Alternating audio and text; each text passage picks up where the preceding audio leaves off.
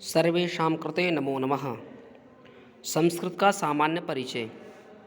देखिए बच्चों, मैं बार बार कहता हूँ आपसे कि आप संस्कृत की पहले जो है ना विशेष जो बातें हैं उनको ध्यान में रखिए, और इन छोटी छोटी सी बातों को आप जो है ना ध्यान में रखेंगे तो आप बड़े ही आराम से संस्कृत सीख जाएंगे। संस्कृत कोई ज़्यादा कठिन विषय नहीं है, बहुत ही सरल विषय है।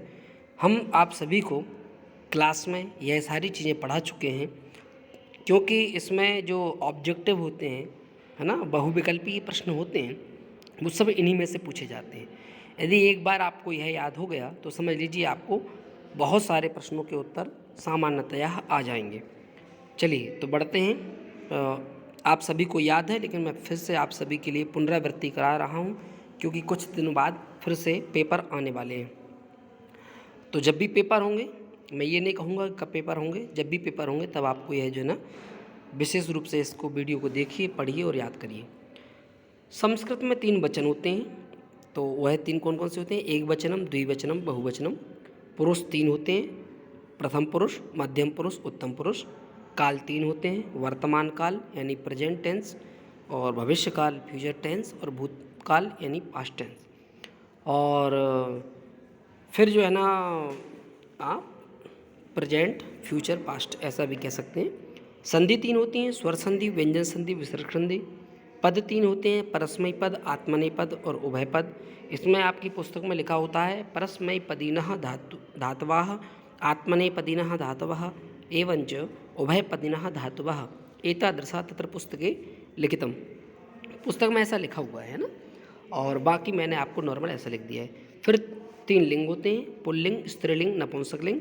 लिंग माने चिन्ह होता है, और पुल्लिंग यानी छोटे से बालक से, सबसे छोटे इस बालक से लेकर यानी पुरुष वर्ग जितना भी है वृद्ध व्यक्ति तक। स्त्रीलिंग यानी सबसे छोटी लड़की से लेकर वृद्ध महिला तक स्त्रीलिंग।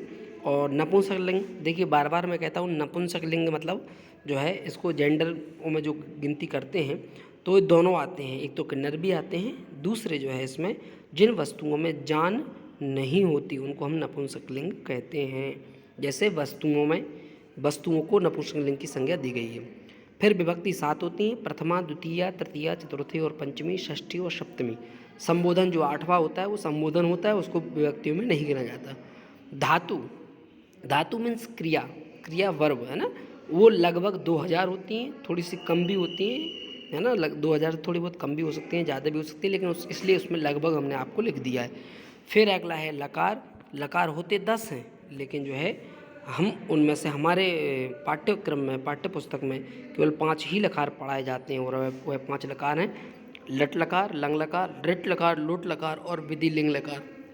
ये 5 लकार होते हैं। तो बच्चों इस वीडियो को आप ध्यान से पढ़िए, और इसके आगे के जो पॉइंट हैं वो हम फिर से आपको आगे पढ़ाएंगे। तो ये आज आपके विद्यालय में, स्कूल में पढ़ाया गया है, तो आप सभी इसका रिवीजन करिए, और सभी को पढ़ना है, सभी को लिखना है, और सभी की कॉपियों में यह लिखा हुआ होना भी चाहिए।